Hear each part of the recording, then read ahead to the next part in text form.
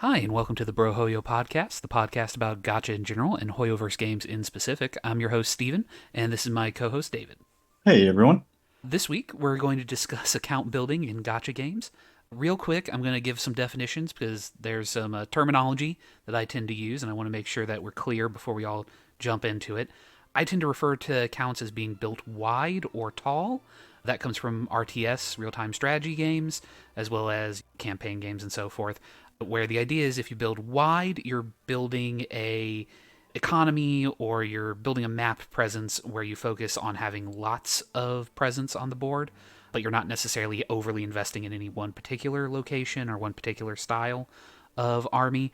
Whereas if you build tall, you go all in on one particular tactic, one particular unit, or one particular location.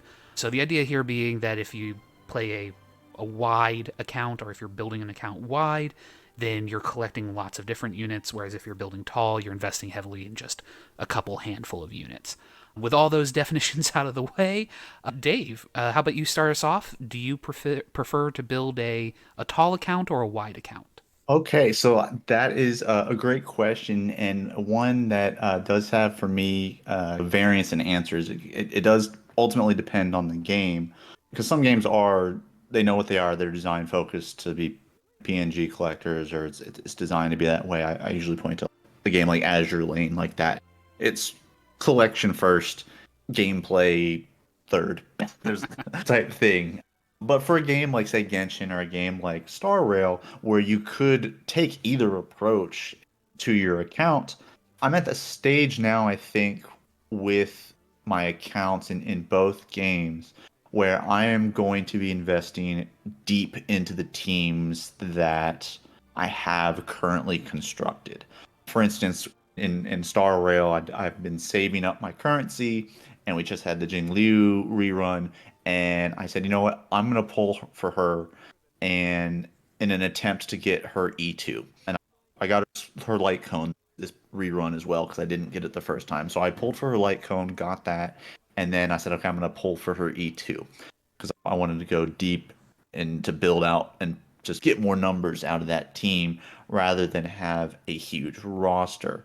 The exception of this in Star Rail, and this factored into my decision making too, was if there is a character that I know is coming down the road, whether it be from what we joked about in the past about an NPC, like that's not NPC body, like that's an Mm-hmm. NPC character, that's a non NPC character model, excuse me.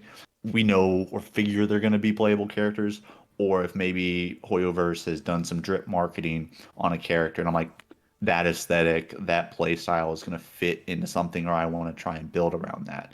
And so, like Jade, we talked about Jade's drip marketing last Mm-hmm. week. We don't know much about the character, but that and what I'm interested to see what she does. That's somebody that I think I'm going to be pulling for, which goes against the going deep into a team because I think she's going to basically be part of another type of team of that I'm going to try and build based off of whatever her gimmick is. But that's why I pulled for Jing Liu because I was like, I'm going to go deep into a team that I already have. If I lose my 50-50, I get guaranteed for Jade. And if I win my 50-50, congratulations. I'm just that much closer to the an E6 Jing Liu, which is ultimately my goal as a free to play player. Having one E6 or in Genshin having one C6 character is my goal, and I want to work towards that. But I would say early on in the game's infancy, when we didn't really know a lot about mechanics necessarily, or we were still learning as a player, I was interested in getting as many characters as I could because I wanted to find maybe a play style in Genshin or an elemental reaction that I really liked and whose play style I enjoyed playing around. Same thing with Star Rail. I wanted to see all these different characters and what type of teams you could build. But now that I've found a couple teams in both that I'm happy with and I really enjoy playing as. So in Star Rail, it'd be my Nihility, my dot team. I'm gonna go deep into that, or Jing Liu with my that's my super carry team. I tend to go deep on my accounts now as opposed to collectibles. So long-winded answer. I'll step down and hand the mic back to you, Steve. So what is going to be your approach on your accounts, both in the Hoyoverse realms and any other gotchas that you're playing right now? The honest answer is I tend to be someone who builds wide or builds as a collector. I don't tend to go super. I don't tend to enjoy necessarily building tall or going all in on one character type or one character in specific. And mainly that's because I feel like most of the games I play don't tend to require that you have to go super hyper invest in this one meta unit or this one character that you like in order to make them work. I do prefer having the flexibility that comes with games that allow you to go the collection route where you can only, oh, hey, I only need one copy of this character and I can slot them into the team and it's good. Or the big caveat here is I'm thinking of Brown Dust or Brave Nine, where you get so many different routes of getting either copies or items or generic type characters that you can then use as skill books or whatever in order to replicate the process of pulling for that character multiple times. It makes it easy enough to go through that process. As far as Hoyoverse games in specific, I would definitely say that that trend does carry over. I do continue to want to be able to build lots of different types of teams rather than go all in on one particular unit or one particular style. And we'll probably loop back around to it because I have some thoughts in regards to those. But yeah, my general style is I'm a collector even late into the meta. With Genshin, I'm still very much so yeah, I want to pick and choose and get lots of characters if I can. I'm not spending in Genshin anymore, so I'm not doing the Welkin or anything there. So I've had to curve back and focus in a little bit more and be more specific about what I pick up. But I still have a tendency to where I'd rather get a new character than get a C2, C3, even C6 of other characters. Having said that, I'm also sitting here with a C6 Kaching and a couple of other high constellation characters just from failed 50/50s and so forth. Well, yeah, that's because of you're unlucky, but still lucky because at least it's the same one. Again, it's not like we had a Kaching banner you actively were pulling for that. But you do have her at C6 now. That's finally happened. You check that box. Yeah, that box was checked 6 months ago, 8 months ago. It was last year when I checked that box. Part of the reason why I was annoyed at Ting Yun is that I got him at C3. Wasn't really looking forward to that, but it happened. Unfortunately, I tend to go in streaks when I fail my 50/50. I get the same characters over and over again. So I guess having discussed our own proclivities in that aspect, let's talk about advantages and disadvantages. And I guess we'll start out with what's the advantages, and on this one we'll bound it a little bit by Hoyoverse at first, and then we can expand it out. But what's the advantages of going tall, of going all in on one character? Yeah. Speaking to this, since this is my preferred play style, once I've established what I like, so I do find it interesting to learn that, yeah, you're the more of the collector type, and then I'll go deep into a few characters. So that's good to know. But yeah, as far as advantages, disadvantages to going tall, obviously there's the FOMO aspect of missing or having to skip banners on characters that maybe you would be interested in trying out because, or maybe building around because they don't fit the team that you do have or the second team that you have, right? If we're doing MOC, right, you need two teams. Mm-hmm. So basically for me, going deep on those teams, it's it's Kafka, it's Black Swan, it's Guanifin and Fushuan, and then it's Bronya, it's Jinglu, it's Ho-Oh, and it's Palo. Those are my 8 characters I'm essentially going for. So in order for me to go and branch out to a newer type of character, they have to do the job of one of those 8 characters better than the character that is currently in that slot. Mm-hmm. And when you invest deep into a character, and this kind of also goes back to why I don't have a problem going deep in a game, in a Hoyoverse game, going back to last week's episode where we talked about power creep. We don't feel it as much in Hoyoverse games as you maybe do in other gotcha games that are out there. So you feel better that your investment is going to pay off and be relevant for a longer period of time. I know at some point, surely there will probably be a character that maybe does Kafka's job a little better than her, but to me, that would be so far down the road. The investment into her is just fine. And really quickly, just to sneak in Mhm. here, also by investing in that character, you're pushing off the amount of time it's going to take for a potential replacement to come in and Right. challenge them for that role. Because if looking at Jing Liu, if I had gotten her to E2 or gotten super lucky, gotten her to E3, that next new character that's going to fit in that team to replace her would have to be better than her at E0, and that would be a significant power creep. And that's just not a trend that we're seeing in Star Rail at this time. And so that's why I feel comfortable doing that. So that would be the, I guess, the disadvantage in terms of going tall is I have to skip out on all these other characters that maybe I am interested in because their banner is coming before a rerun banner of the character I'm going for. And again, I'm also speaking to, if we go back to one of our first or second episodes where we talked about our perspective is being a free to play player, Mhm. you have to plan this out accordingly. You have to budget based off of what your income is in terms of primo gems or primordial jades, right? So there's that aspect as well to it. And I guess with that being said, yeah, another disadvantage because you're missing out on these characters, you're not getting to try out other team compositions. You're stuck into the team comp that you have. Now again, hopefully you've selected a team comp that you enjoy the mechanics of and you enjoy the characters on that given path or in Genshin of those given elements so that it doesn't wear off or get tedious for you to keep rinse and repeating essentially that same cycle. But that could be viewed as a disadvantage as well.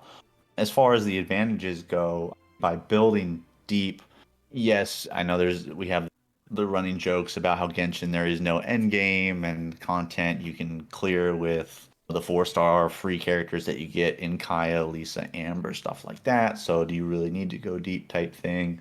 But man, as somebody who isn't is a Zhongli abuser, right? So you can make the case that I don't play the game right because I don't have to worry about dodging attacks and such and getting staggered.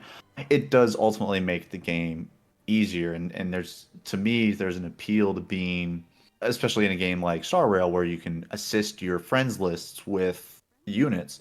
Yeah, use my character and let me easily clear content for you, especially if like you're a newer player. If you're a newer player that needs help like pushing that thing and man, you just need that one friend's DPS unit to help you. That's that cool thing. So there's that community Mhm. aspect in that regards, but also just making the content easier for myself to clear because I hit for a bigger number than I would if I didn't have her at E2, E3, etc. So that would be an advantage in that sense of I can clear content easier, I can help friends clear content easier, and future content that is coming out, while ultimately is maybe getting harder as we scale further and further into the future, I'm able to keep up with it because the team is stronger. But let's hear from your perspective. Any thoughts on any other advantage disadvantages you can think of for going tall? Yeah, I have a couple thoughts. Also, I guess we should have prefaced this, and I do apologize, but all of this is looking at it from a free to play slash very low spender point of view. We're not obviously whales are going to whale. We're ignoring that aspect. This is for those of you who are not pulling out the magical card that fixes all your problems every time a new character comes out. Caveat out of the way there.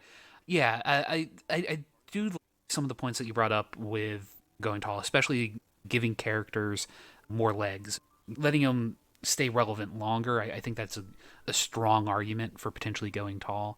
However, I do flash back to there was a Braxophone video of it was when he was wailing for Jingliu Mm, and he was getting E6, S5, Jingliu, and he goes through all the pools, all the drama of that, and he goes to user. He levels her up, maxes her out. He's got everything pre-farmed. He's good to go, and he goes to user, and the look on his face afterwards, where he goes, "That wasn't as impressive as I thought it would be," and there's a certain part of me where, for whatever reason, that became a core memory around going tall, where there's a risk of you invest so heavily in something and then it only turns out to be, it's good, but was it I don't have three other characters good?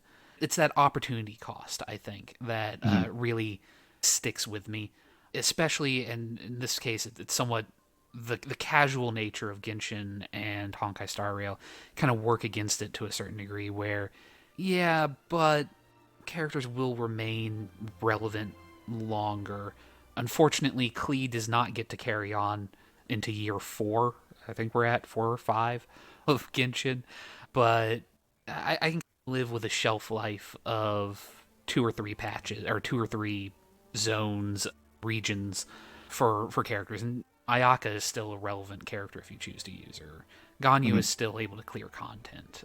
But yeah, I do think that that's part of it, is that there's you don't want to overinvest or overhype yourself getting into it. Not that I'm accusing again you of doing this or anyone of doing this, but there's that reward that I think doesn't quite match, in my opinion, at least in, again, MiHoYo games. There are other games where that's not necessarily the case, but I think that's the big disadvantage, is the opportunity cost. But yeah, that's my thoughts on going tall. And that's fair. Now to yeah, I remember seeing Braxphone, yeah, when he's pulling for all those character or going for E6 and the S5 on the light cone.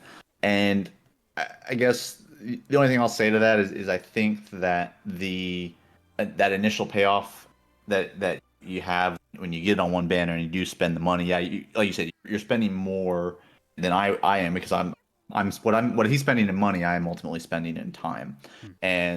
And this probably just comes down to a personal trait, in that for me, I'm pretty patient when it comes to building my account, and then there will be that sense of accomplishment.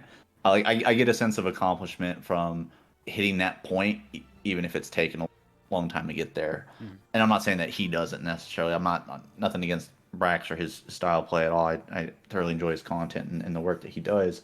But because this is just a discussion, I think this even leans more into our whale versus free to play mindset, going back to I think our fourth or fifth episode, in terms of if you pay the money to get that instant gratification, yeah, it needs to be a big payoff. Otherwise, it can feel like a little deflating because of, like you said, what you put into it. Mm. Now, as far as advantages to being the collector, right? The Pokemon approach, got to catch them all. Mm. What are some of the advantages that and the disadvantages to going wide that you have encountered? As I know that's been your approach not only in Hoyoverse, but you mentioned that in Nikkei and then some other games that you're playing as well. I'm going to start with advantages. The advantages that you get from it are you tend to be spoiled for choice. That because you're able to build up lots of different teams, you're able to you're able to craft teams for whatever you're going up against. You get to try different styles. There's always a new flavor. A personal anecdote, but growing up, my mother hated leftovers. She didn't want to see the same thing on the same plate, the same thing on the plate more than 2 days in a row. It had to look different. It had to have some sort of change to it. It's the reason why post Thanksgiving we had turkey in all its different forms, but we very rarely just had turkey and mashed potatoes and peas and whatever. It tended to become something else. It became a pot pie. It became a cheese and dumpling soup. It became enchiladas. It became something. But it was never just turkey for a week. And that's what you get with with going wide, is that you've got the same kind of ingredients typically.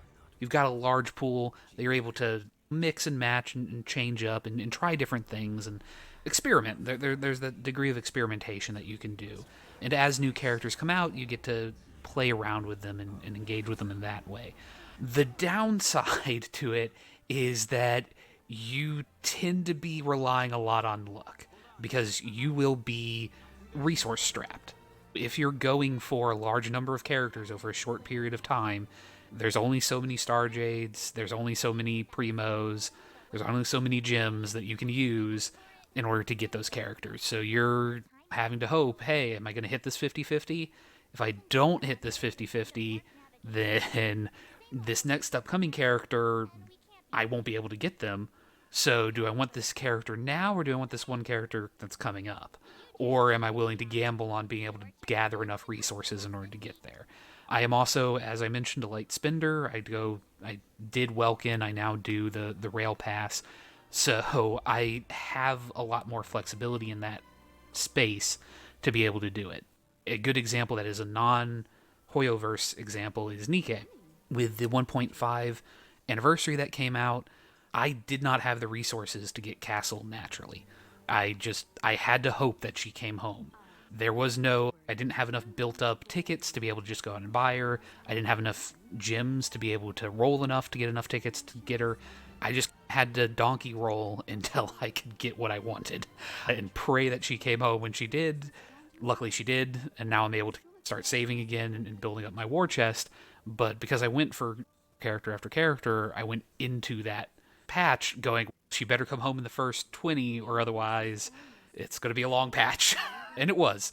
That's the risk that you take going wide, is that there might be a character on the horizon, or even, that is, it's being drip marketed, or you can see a little bit over the horizon, see what's coming, and you have to make gut checks on, okay, is that a character I like enough that I'm willing to hold off on this character, or do I think I'm going to get lucky? Whatever. It's a little bit more of a gambling style of building, but it is a risk that you can run into a situation where you're basically constantly, just doing donkey rolls, just trying to make it and try and get what you want. You don't have that surety that you can sometimes get with going tall. And I think you're maybe experiencing that right now. We touched on it last week with the kind of the four characters we have in Star Rail that are come out, with Robin just releasing, Boot Hill around the corner, and then Firefly, and then Jade being our next couple patches on the horizon. I know we'll talk more about the Robin specific experience a little bit later on, but as far as your roadmap or your game plan for your account, I think you said you were skipping Boot Hill, but everybody else is on the market for you as far as wanting to pull force. What's been what's your approach been with this upcoming pull season upon you effectively? Part of it is you have to manage expectation. I'm hoping to be able to get all three. I got very lucky and I got Robin on the first 50-50. No, wait, that's a lie. I missed it on the 50-50. I actually had to pull further in order to get her, and then there's a whole other story that, again, we will get into later. But I'm looking at it, and basically what I have to do at this point is go, okay, once I have more information about Jade, once I have more information about Firefly, they've publicly released the kits, and we can I can go over that information and look through it and see what they're shaping it to be, up to be. I have to look at it and go, okay, which of these two characters either fit into a team I have and that I want to build, or is going to be a new archetype, and I'm going to have to go for them. I'm going to really quickly also here swerve off into a massive tangent, so I do apologize. One of the other things that comes up with collecting is that a lot of times you can find yourself in a situation, it's Neela, in Genshin, where they come out with a character that needs a very specific team. And now you might have the pieces or you might not. And then you're having to try and scramble and grab the pieces in order to put them together. Another example of this is in Honkai. There's recently become the term, the RAT team, the RRAT, Ratio, Robin, Adventurine, and Topaz is the four characters. And apparently that's a big meta team that's an all follow-up. So you can run into situations where you get these very narrow teams that you've ended up accidentally working yourself into because you've been grabbing so many different characters. Oh, I like that one. I'm going to pick them up. And then you get a character that only really works with a very specific set of allies, and you can end up getting pigeonholed into, okay, well, if I want to use this character, I have to use these others, and then I have to pick them up, which can be a little bit dangerous when you don't have resources, because you tend to be picking up things a little bit willy-nilly and you're not hyper investing, or you're not.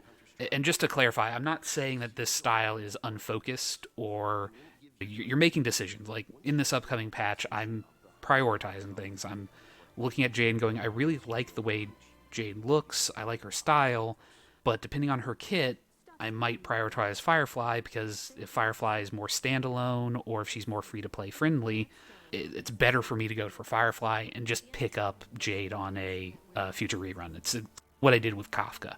I wasn't able to get Kafka the first time around. I did want her, but I had a very tight pool schedule and somebody had to give, so Kafka was the one that ended up getting pushed off, and then I picked her up later in the future. So That's another.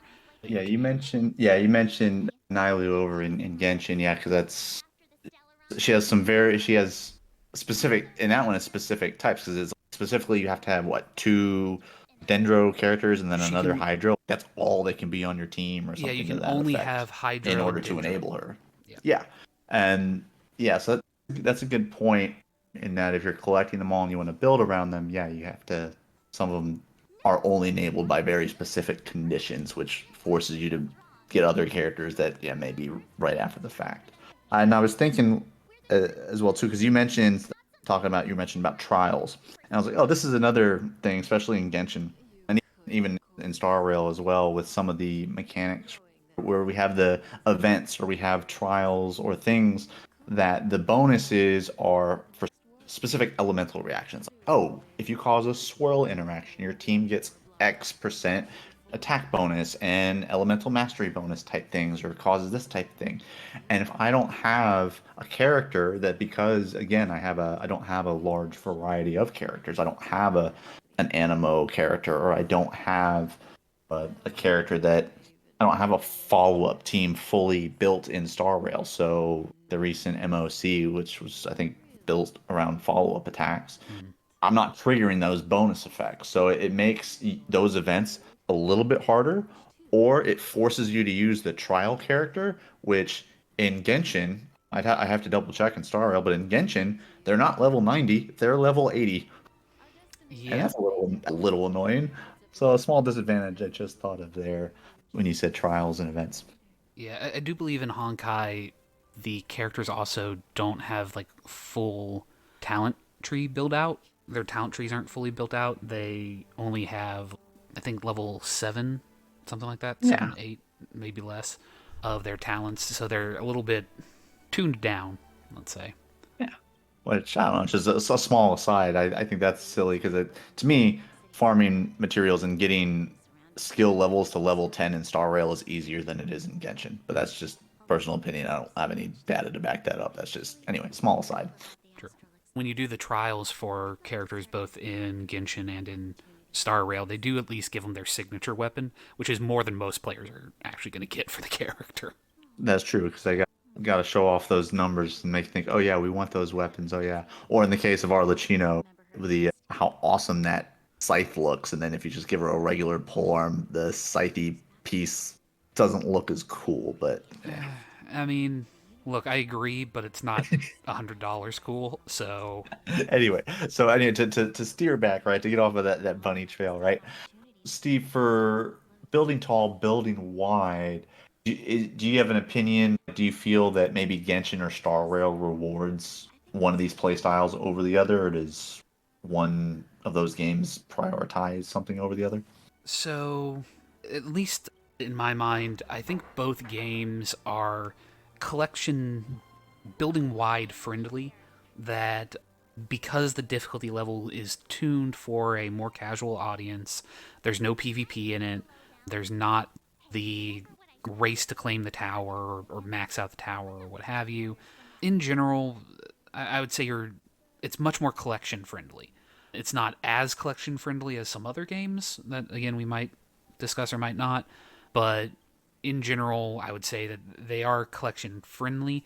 I do think that as far as building tall goes, I can see the value, but I'm really left going, over time, I think Genshin has gotten to a point to where it's pushed more towards that direction just because power creep being what it is, the expectation has become much more that, oh, you're really looking at like C2 versions of characters a lot.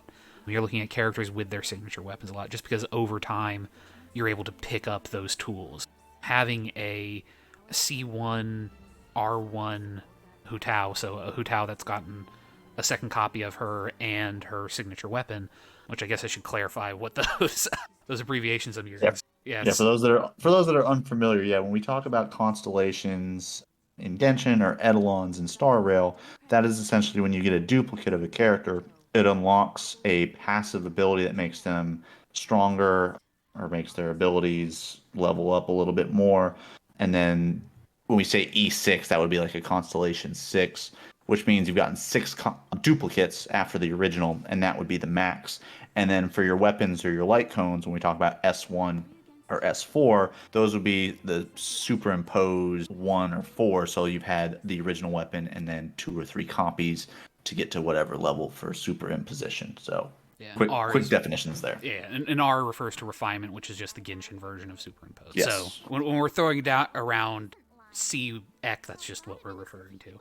Regardless, if you're seeing a Hu Tao who you've got an additional copy of her and you've gotten her signature weapon, that's a character that, from a power budget point of view, when she first came out, would have been very powerful, but now is much more, for lack of a better term, mid. Much more, she's good. Arlecchino's better. It's just the way it is. Yeah, I'm thinking that at least in that aspect, over time, building tall has paid off if you have specific characters that you do want to keep. But I don't think that in any way you're forced to build tall in the way that other games can have systems that kind of push you that direction. What are your thoughts on it?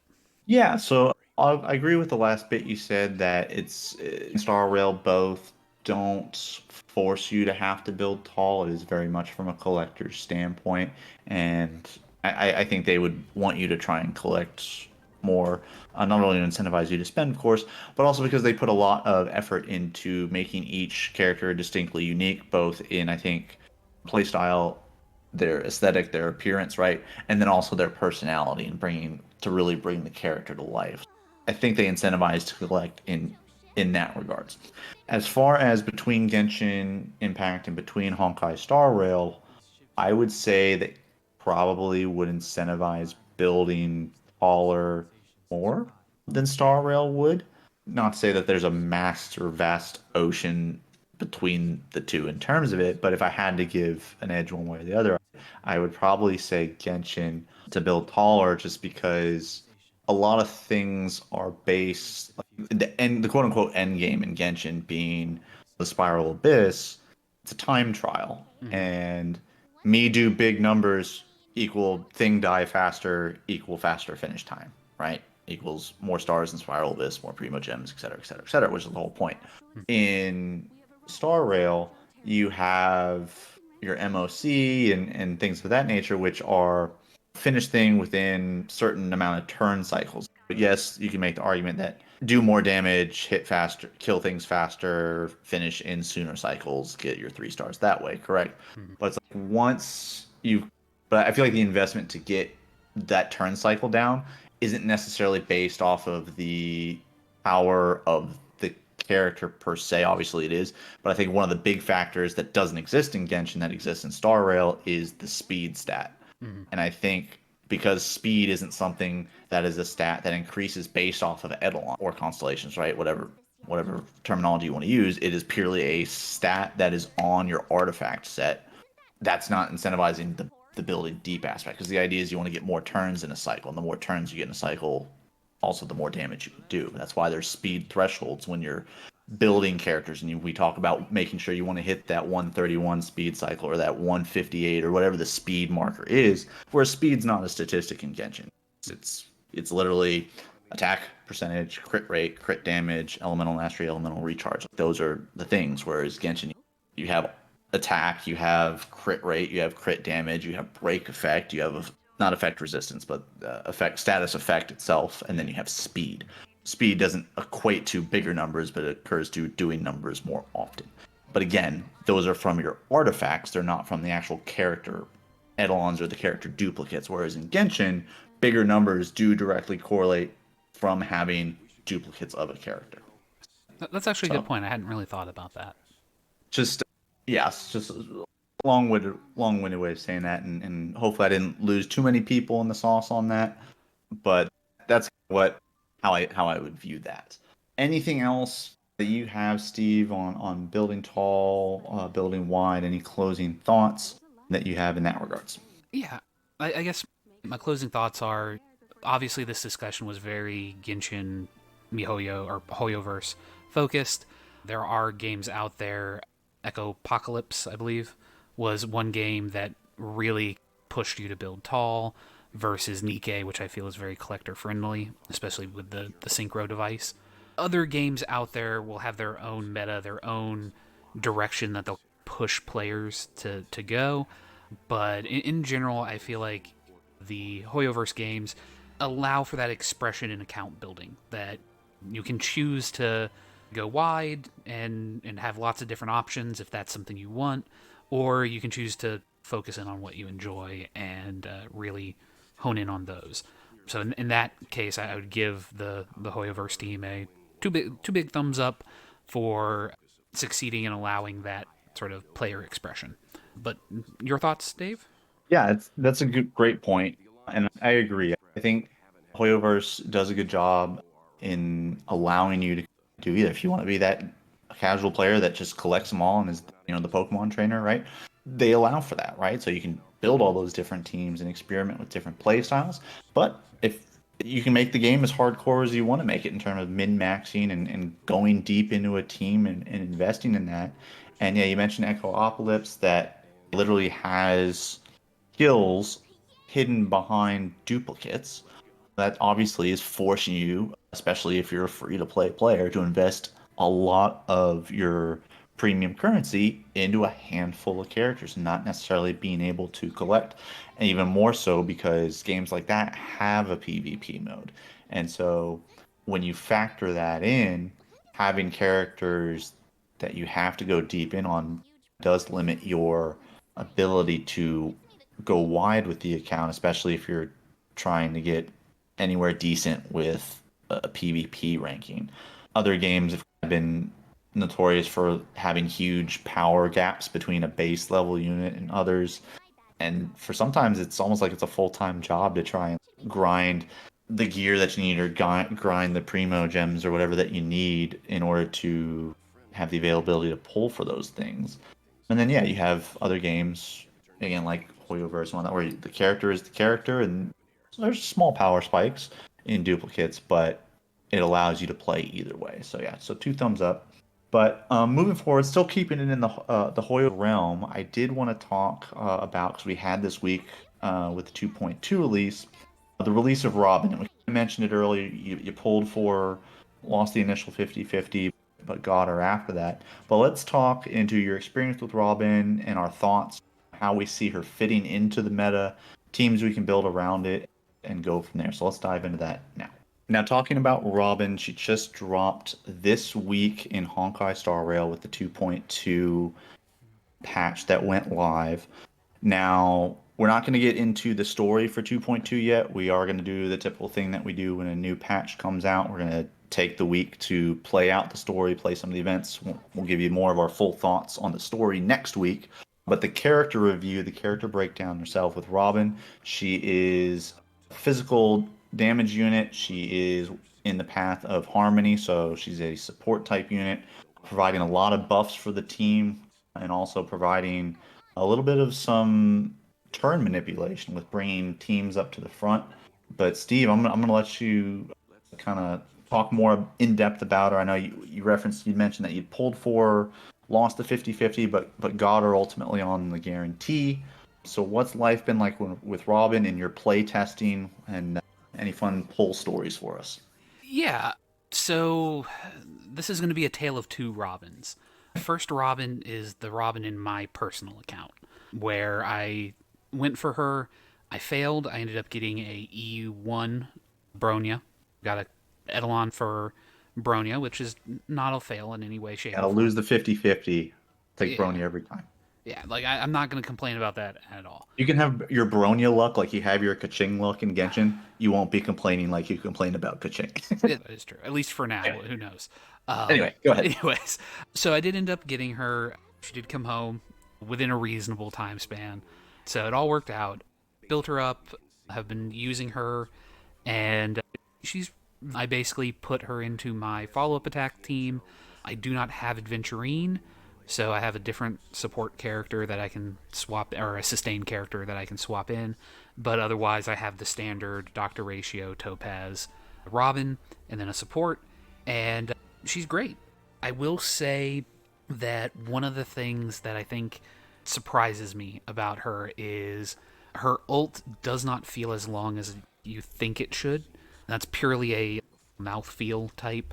issue where, because her speed is set to 90, typically I only get one, maybe two actions while it's up, and I feel like you want more. You want to be able to do more in that window. So having your other characters speed tuned to be very fast is definitely going to help. I believe the breakpoint is 180 because you need the speed of the concerto is 90, so you'd need to be 180.1, so 181, in order to get two turns during it faster. If I did the speed math correctly, I might be doing that horribly wrong. I'm sure that there is somebody out there who can correct me on it. You're talking about for the other characters' speed points. You're Yeah, not the talking other about characters, Robin's yes, breakpoint. yeah. Yeah, yeah. Her, Okay. she really just needs to sit at like 117, 118. She's very low in her speed because she's ideally going to be spending the majority of her time as a singer who's going at 90 speed. The nice part is you don't really have to do a lot of speed tuning with her. She's not very speed heavy. You can just stack attack and energy Mhm. recharge are the two things that she really wants. You can throw a physical damage sphere on her. I lean more towards attack because I want to get that attack number higher because I'm not really expecting her to be the main driver of the damage on the team. I'm expecting her to hypercharge Dr. Ratio and Topaz and let them just nuke down enemies. And there is a noticeable difference between her and attacks and follow-up attacks in her ult form and other characters, the team's follow-up attacks and attacks while she's ulting versus when she's not. So you definitely want to be trying to get her into that, getting her ult up as often as possible. The caveat there being that whenever she does her ult, she, action advances her entire other team. Everyone else on the team gets to action advance up behind her. So you do want to be careful when you use it, ideally after everyone has gone or the majority of your DPSs have gone. This way they can get that second activation. I also like to be cheeky and I'll use it like halfway through enemy turns or enemy rounds sometimes in order to split stuff up and try and get them advanced forward that way. But she's great. She's fun. On a fully built account, she is amazing. I do somewhat agree with some of the assessments where if you already have a Sparkle, a Ruan Mei, a Bronya, if you have all three of them, she's definitely not a must pull. I do think that as a support, she is very strong, though. Support characters aren't going to be hit with power creep as much, and very much I would hold to that idea that she is a good all-round pick for a lot of teams. Definitely not somebody that you would hurt to pick up, but if you don't have the budget for her, she's a fine skip if you have one of those three other characters. If you have two of them, even more. As someone who has all three, she was probably somebody I could have completely ignored, but I like the fact that I like her song. I'm going to be honest. I entirely got her just because I wanted to be able to change the music combat. But that's the tale of the first Robin. The tale of the second Robin is a little bit more fraught. So those of you who are watching us on YouTube will be seeing the Let's Play footage that I have on in the background. That account is the Brohoyo account. It's a separate account from my private account. So it goes completely different directions. And for whatever reason, perhaps ego or hubris, we pulled for Adventurine on that account. I say we, but really I did. Pulled for Adventurine on that account. And so we had Adventurine and Dr. Ratio, and we had some primos, and so decided to take a swing at Robin. And it didn't quite go the way that we were hoping. It was very close, but we did manage ending up getting her. But what that ended up with is an account where you have three characters on the main team, Adventurine, Dr. Ratio, and Robin, who all need the Emanator of Abundance weekly boss materials, and you don't get those for a little So we're while. material locked on that one, huh? Yeah, we were somewhat material locked. It especially didn't help that I foolishly decided to do the quest that knocks up your equilibrium level.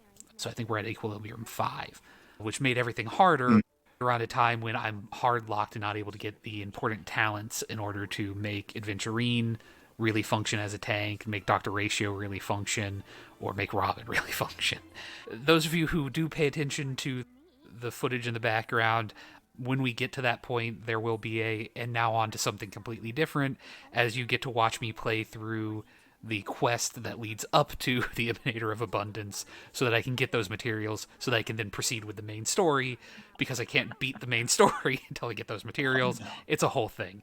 The other side of this is also that account is gassed at this point. When I logged in this morning in order to do dailies, it was sitting at 9 Stellar Jade. I'm not even We'll have sure to how I figure got out. 9. Yeah, we'll have to figure out who the fourth person's going to be in that Well, account, or what we're going to do. here's Flush out that team. here's the other bit of that. Topaz is on the banner. So we're donkey rolling for Topaz. Yeah, okay, so yeah, I was going to say because that's what I was about to say. Ideally, we would hit early on Robin, and then we can go get Topaz, and then boom, congratulations, follow up team. But you'll be hard pressed this patch to get enough here within the next 2 weeks to get her pulled. But maybe there'll be a follow up unit down the road if we can't get Topaz that we can have maybe a little bit of time for. But yeah, I did want to talk briefly just about Robin's build. So for those that are pulling for Robin or plan to pull for this patch and build for, kind of like Steve had mentioned with sport, is she doesn't have to be fast in and of herself. Basically, her speed breakpoint is going to be right around that 120 range. So you're going to be one at 120 because one of her etalon, or not one of her etalons, excuse me, one of her talents boosts her, like at the start of battle, basically boosts her starting position. I think it was like 25 or 50%. So she should be the first person to go regardless of what her speed is, unless you have an absurdly fast member on your team.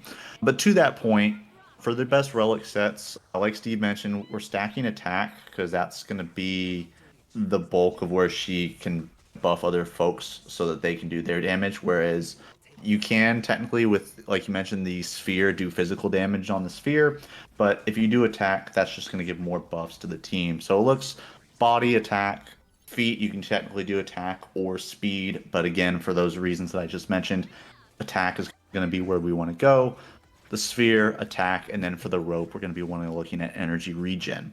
And again, when we look at relic sets, we're looking at more attack. So I've seen a lot of the numbers that are out there floating around are running the two-piece Musketeer of Wild Wheat set, and then the two-piece Prisoner in the Deep Confinement, which both give 12% attack buffs for the two-piece set, as opposed to a four-piece set having an advantage there somewhere else.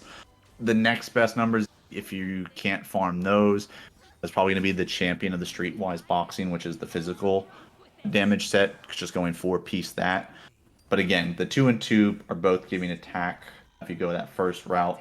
Plus, by going 2 and 2, it maybe gives you a little bit more flexibility in terms of finding, those main stats on some of those pieces. Now, in terms of the planetary sets, just to briefly and quickly go over that, you're going to be looking probably at Fleet of the Ageless just to give her that little bit more speed, or excuse me, the buff that's based off of speed rather, because again, once the speed hits that 120 threshold, the Fleet of the Ageless gives all allies rather an 8% attack buff. So again, just stacking more and more attack to push out bigger numbers. But that's going to be what you're wanting to look at there. Again, attack percentage is the stat to have. Speed would be the secondary substat to get to the 120 threshold, and then beyond that, just HP and defense, have her live longer, right? In terms of light cones, I don't know if you mentioned this or not, but for this patch, we're not necessarily, her signature light cone is not a necessity because we are getting essentially a free one through the event and other quests that is catered and styled for. So it's a good free to play option. And I believe, is that I forget what it's called. I want to say is it For Tomorrow's Journey? Is that the one? I think I so. want to I say. just remembered as the free to play event one. So unfortunately, Yeah, I'm useless here. yeah, whatever it's called. It's the free to play event one that we're getting this patch, which is a great option if you are free to play for her. Again, if you are looking at light cone, pulling for characters light cones, I'd maybe hold off on hers because we get that free one. And then even if you do spend in Honkai Star Rail, I would consider saving for some units maybe coming down the road that are more needing their specific light cone and not getting one catered to them. Similar to how we had when Silverwolf first launched, we had the light cone for Silverwolf that we got from the event as well. And then finally, just very briefly, we talked about team comps. You mentioned basically the big follow up team, especially on our Brohoyo account we have would be Dr. Ratio, Adventurine, Robin, and then ideally Topaz. So we're still missing that Topaz bit, but that would be the ideal follow-up team that we've seen a lot getting run right now. I'll be interested to see the MOC statistics once this is done to see how predominant that team comp is.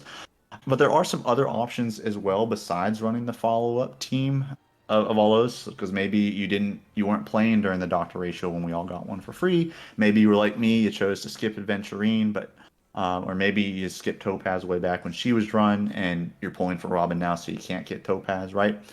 For maybe an account like me, there is a dot angle we can play as well because she does give buffs to attack percentage, and that would be running a Kafka, Black Swan, Robin, and Ho-Oh, because Ho-Oh being a healer, but also giving an attack buff to your team as well. So just stacking attack. You do miss out on the crit damage buff that Robin provides as well, because dots don't crit. But again, it's all about stacking that attack percentage. So those are the two main teams I'm expecting to see. I'm sure there's other teams that people are going to theory craft and work out as well, but based off of the numbers and the charts that I'm seeing, those are going to be the two strongest ones. Do you have any other input or anything else from Robin that you've seen to add, Steve? Yeah, just two quick caveats. You don't need to build crit on her. Her crit is locked in when she's in her Correct. ult mode, so don't worry about crit at all.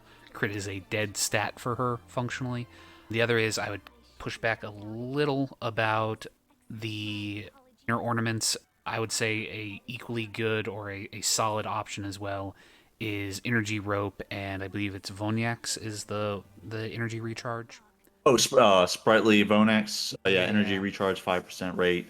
When the wearer reaches 120 speed or higher, actions advance forward 40% immediately upon entering battle. yeah. So Don't need to hit that speed threshold, but energy recharge is a premium for her. So yeah, if she should be going first just based off of her talents that you get alone. So the secondary is kind of useless in that regards. But yeah, you can make an argument for energy regen rate. I would probably say that would be number two or three behind Fleet of the Ageless. But you can make a case for it. Yes, sir.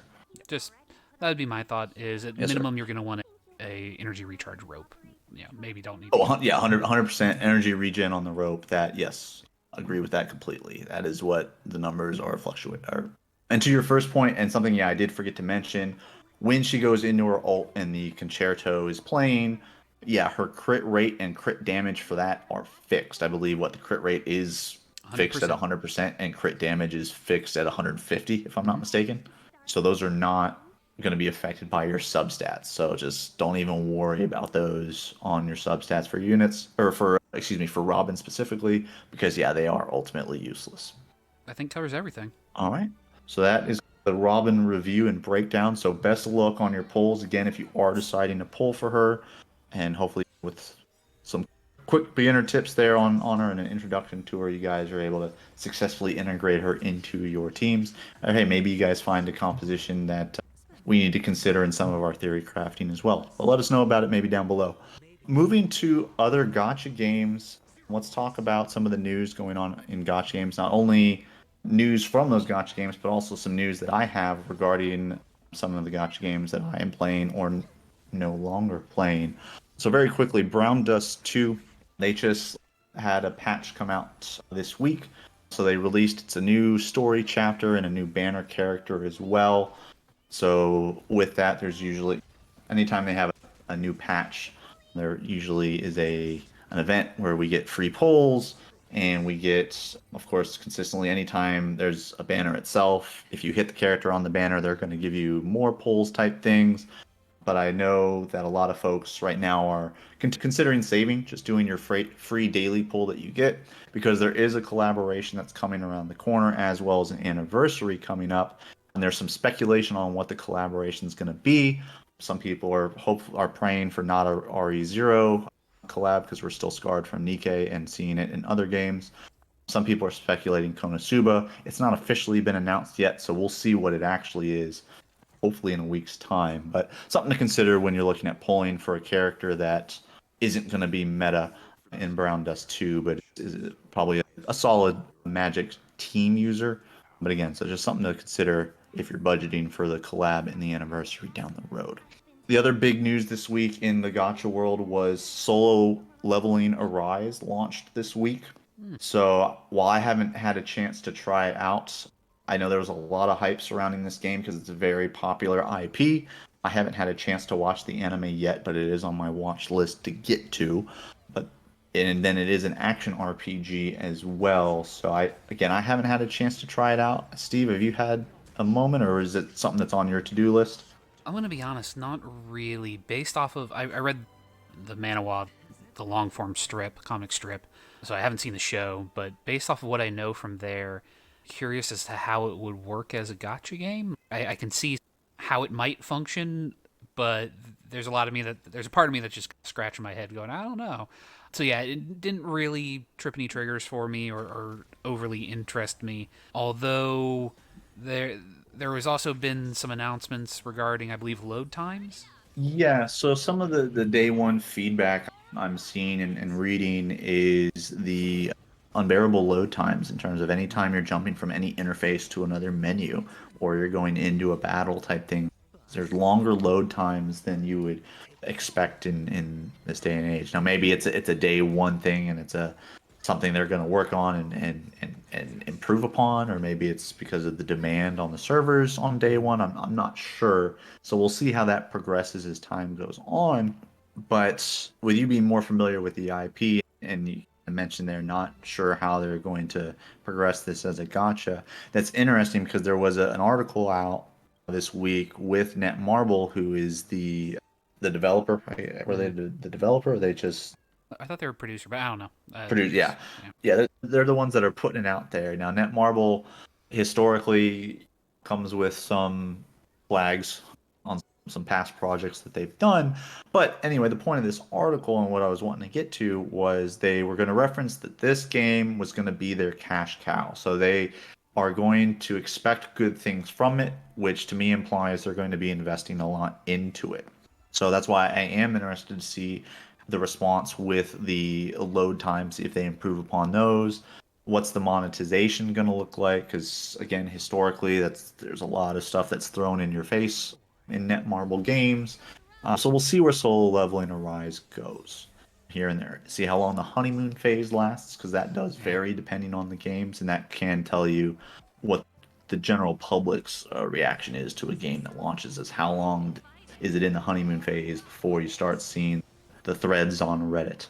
Now, another gotcha news, not gotcha game news per se, but for me, so this week with some updates on a lot of games I was playing, I was running out of phone space, and I had mentioned last week about offloading games to help and then reinstalling them to help consolidate that file storage because maybe updates weren't optimized to the best that they could have been, and so there was a lot of excess files that didn't need to be there anymore.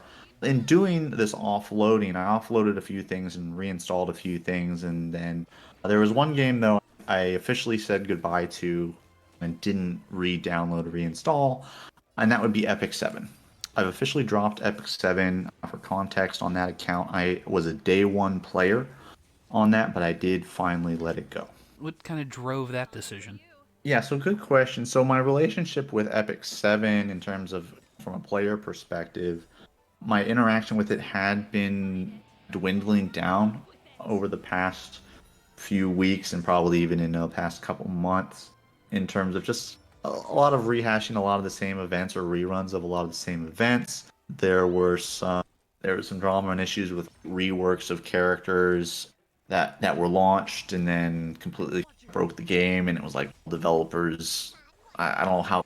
I think I mentioned it a few months ago. There was a character that was released that essentially broke PvP, made Mm. PvP matches extraordinarily long with their mechanics when they were put with like a 3-star artifact, which is the equivalent of a weapon in Genshin. It'd be like if you equipped a blue 3-star weapon onto a character, and then that character, and it was better than like their signature weapon.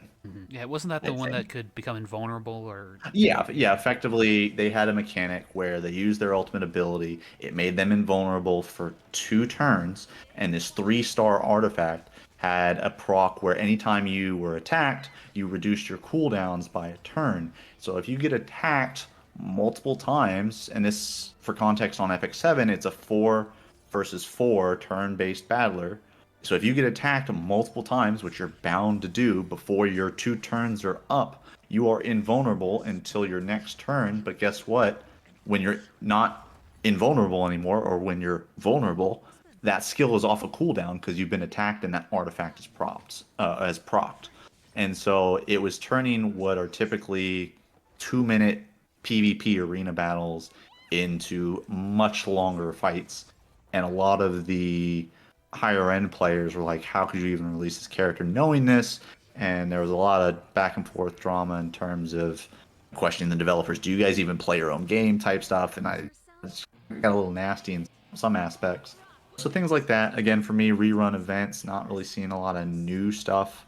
And then I think the biggest thing that really stopped me from doing it was I got to a point in the main story quest where I couldn't progress without having a very specific team comp and very specific team party members or characters built.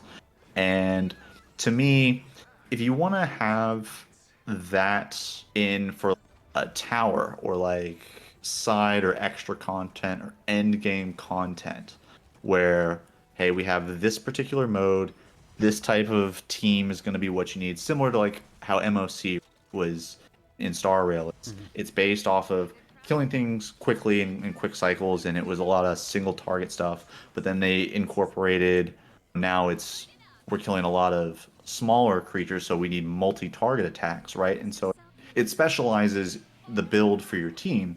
But imagine if they had that for the main story. You couldn't progress past the main story unless you had this very specific build. You have to have a follow-up team in order to progress the main story. I had, and again, I'm putting this in Star Rail Mhm. context for those that maybe don't play Epic 7, so I can contextualize it. But yeah, just imagine you're my account who has a main team as a Nihility or a dot team, and you can't progress the main story without having a fully built follow-up attack team. You would get extremely frustrated because you can't learn more about the story, you can't unlock the bonuses and things that go with, or the features that go with doing the main story. Mhm. When that happened, it really deterred me from playing the main campaign, which then ultimately deterred me from playing the game. And then there was a recent quality of life, I'll use air quotes, quality of life feature where they allowed you to 10 times a day you could do a quick play of a hunt, which the hunt in Epic 7 is equivalent to an artifact dungeon or a domain run in Genshin. It's where you get your gear from, or your gear crafting, even your crafting materials. They have crafting materials, and then they have gear as well that has a chance of dropping. It's a whole other topic you can debate. But point being is that you only get 10 of these per day, and they can fail. And if you fail, it still consumes your energy, and it still consumes your energy stamina, so your Mhm. equivalent of resin, and it still consumes one of the 10 free attempts you get. Okay. That is a poorly incorporated mechanic. I like the idea of being able to skip and quick play stuff, Mhm. but if you fail something, you shouldn't be charged for it. That to So, me, sorry, just to clarify. yeah. So, is the failure only if you quick it play it, or is it like is that a universal? Like you could play it yourself, like you could not So auto if you're click and still end up with a fail state. so like for me, so the wyvern is typically the one that you farm for the speed set, which is in this type of game for PvP, speed is everything. Speed is Mhm. king. So that's the one. So previously you would autoplay it. You can autoplay it as many times as your stamina would allow. Mhm. And you could ultimately set it up to autoplay and be it on repeat. Mhm. But if you failed, you would get your stamina back for what you failed, and it would stop the auto repeat function, let you know, hey, you failed. Do you want to change something up? Which is typical and Yeah. gotcha. That's fine and understandable. Then a recent update, or maybe it's just this last one, they incorporated the ability essentially to quick play or skip it. So you Mhm. don't actually go through and watch the whole fight. It just gives you the results. Hey, here's the result. Here's the gear and stuff that you got, or here's the materials that you got, or whatever. Okay. Likewise, to being able to fail even if you're playing on autoplay, you can fail on these quick plays. The difference being is if you fail on the quick play, it still consumes your stamina and it consumes one of the 10 uses that you got. Okay. Sorry. Thank you for So, clarifying that. hypothetically speaking, you could fail all 10 quick plays, not get anything, right? Because it's Mhm. just random. It's just it sounds like it's chance. I don't know what they base it off of in the simulation. Because if you have a team that consistently clears it, like if your team can clear it 100% of the time, can you still fail the quick play? To that regards, I don't know. Mhm. But my team clears that like 99% of the time. It's on very off chances that I actually fail it. And let me tell you, when I do it on quick play, I'm failing more than that 1% that I usually fail it.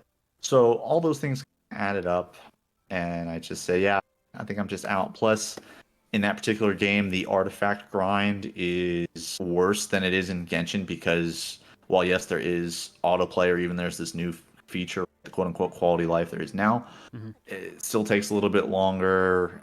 I think there's more substats in Epic 7 than there are in Genshin, and you're still ultimately looking for the same things, plus speed being a thing. Yeah. Um, in that game. So I let it go, which is a shame. Again, day one had a really developed account. It. I could probably go on some black market site and sell it for maybe 10 to $30 probably, but Mhm. I'm not interested in doing that. It's gone now, so whatever. But that's fine because that just frees me up to play other more gotcha games, free up some space on my phone because with games on the horizon, right? We have Withering Mhm. Waves on the horizon. We have Zenless Zone Zero on the horizon. Azure Promelia, right? As we add these gotcha games in, there's only so many hours in the day. I need to really start critically thinking and dropping some off. So it was just time for this one to go. A little bit sad, but I understand. I know that both of us hit that same point with Brown Dust. We went back to it a while back, and Hmm. I believe it was the exact same mission that we got locked out on in the campaign, and we Yes. just went, okay, we're done now. We were able Yeah. to, I think, in a month, build accounts that way blew our old ones out of the water. Had our Yeah, fun with it back and moved on. yeah, the catch-up mechanics in Brown Dust, because we started playing it on the Steam launcher, Mhm. and we played it on the phones back when it originally launched 7 years ago. And then yeah, they released the Steam client last year. We started that up. I'm still touching on that daily. They actually had a new patch out this week, and they're in the middle of their 7th anniversary. But yeah, the account far surpasses in a short amount of time what I had, I think, a year playing it back on the phone when it originally launched. Now, if you want some other nostalgia, I'll share this, Steve, with you. So Mhm. for those listeners that kind of know of our origins in gotcha games, you know that we started playing gotcha games many years ago, and our first gotcha game, but for both of us, was this tower defense game called Fantasika. And I was thinking about that after we talked about last week's episode in Power Creep, Mhm. and I went and found there's still the unofficial wiki for that game is still up. You can still Oh. find it. And so I was going through memory lane and looking at all the different characters that were 6-star units because that was the strongest starred unit you had when the game first started when I started playing. And then by the time I finished playing, they were at 12-star units. And I think potentially 13, maybe even 13-star units. But it was funny to see a couple things. One, the art differences between 6-star units, which even Mhm. going 1-star unit to 6-star units in that game, the art, you could tell there was some effort put in the 6-star units. But then we get to the 12 and 13-star units, and the art game stepped up even more. And also then looking at the statistics, so like the air attack, the ground attack, etc., of the units, and seeing the numbers that some of the base numbers that some of these units had. So you talk about power creep. Yeah. Yeah, that was absolutely wild to go from 6-star to 12, 13-star in that game. But it was funny seeing some of the character art and just remember, especially those 6-star units, because that's when I was like the most into the game. And I'll probably link it up on the Discord just so other folks can know what we're referencing here, or if they played it, maybe remember it. Just seeing character art, remembering, yep, oh, I vividly remember this character and building this character. Or there was a trade economy in that game with time elixirs, Mhm. which gave you more energy, and you could trade with other players these time elixirs, and so you would use that to purchase cards that maybe that you didn't pull in the gotcha aspect of it, or if you were a free to play player, you saved up time elixirs you got from events, so you could trade and get higher rarity cards and ultimately make your deck better. so you could push more content. But just wanted to throw that out there as a little additive. Yeah, I'll throw the link to the wiki in the Discord, just so Steve, you can go down memory lane a little bit, and then we can share with the audience the game that got it started for us all. Yeah, do throw it up in the Discord. I am actually looking through it now, and yeah, there's some memories here. Yes, sir. Yes, Yeah. sir. But that's going to be all we have for this week. I do want to thank everybody for joining us. Let us know down below what your thoughts are on account building in your gotchas, or maybe what your plan is in Genshin and Star Rail. Are you like Steve? You're a collector. You got to catch them all, or are you more like me, investing into a team or two and going deep? And then what are you going deep with, right? Who is your team?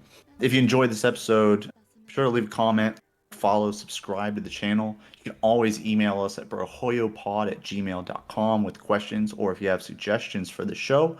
We'll have a link to that Discord down in the description, so be sure to join us over there so you can kind of, again, check out that link to the old Fantasika wiki.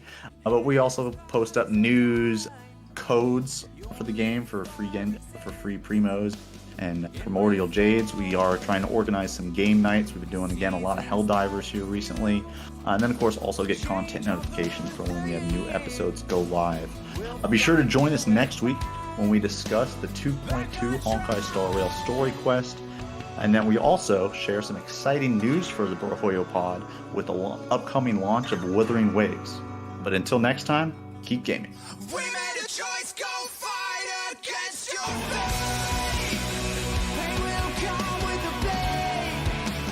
Pain will wake up the despondent, crowding, storming world somehow. Unsheath the sword not to kill. Unsheath the sword to handle. Clouds above the ground. Wake up, it's time to gather now.